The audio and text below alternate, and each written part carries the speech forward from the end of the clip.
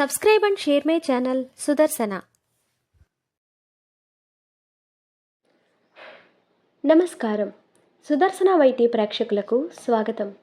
శ్రీమద్ భగవద్గీత 17వ అధ్యాయము శ్రద్ధాత్రయ విభాగ యోగం నుండి శ్లోకములను నేర్చుకుందాం.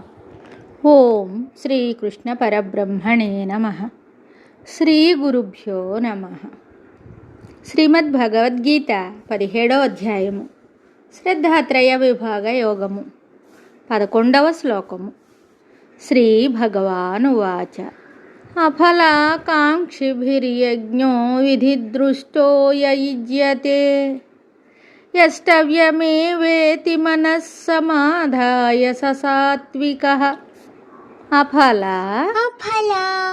కాంక్షిభిర్యజ్ఞో విధిదృష్టో యయుజ్యతే యష్టవ్యమేవేతి మనః సమాధాయ సాత్వికః. అఫలాకాంక్షిభిర్యజ్ఞో విధిదృష్టో యయుజ్యతే యష్టవ్యమేవేతి మనః సమాధాయ సాత్వికః. ఈ శ్లోకమునకు భావము భగవానుడు చెప్తున్నాడు. ఇది చేయదగినదియే అని మనస్సును సమాధానపరిచి శాస్త్రసమ్మతమగు ఏ యజ్ఞము ఫలాపేక్ష లేని వారి చేత చేయబడుతోందో అది సాత్విక యజ్ఞము అనబడును.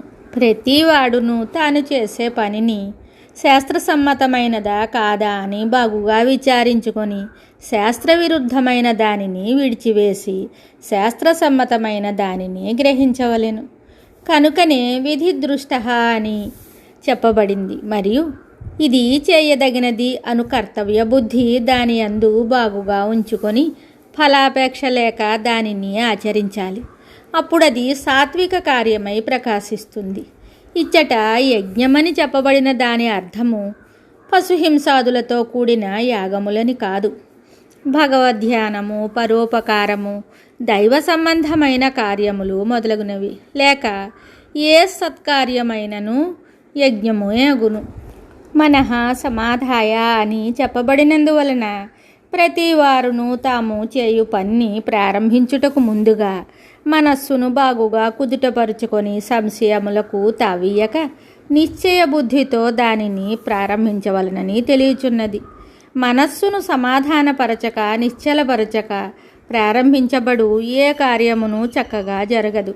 కావున చేయబోవు కార్యం యొక్క బాగోగులను బాగుగా నిర్ణయించుకొని శాస్త్రాదుల ద్వారా ఆప్తవాక్యముల ద్వారా నిశ్చయమునకు వచ్చి మనస్సును స్థిరపరుచుకొని నిష్కామ బుద్ధితో అట్టి శాస్త్రసమ్మత కార్యమును ఆచరించినచో అద్భుత ఫలితములను పొందగలదు.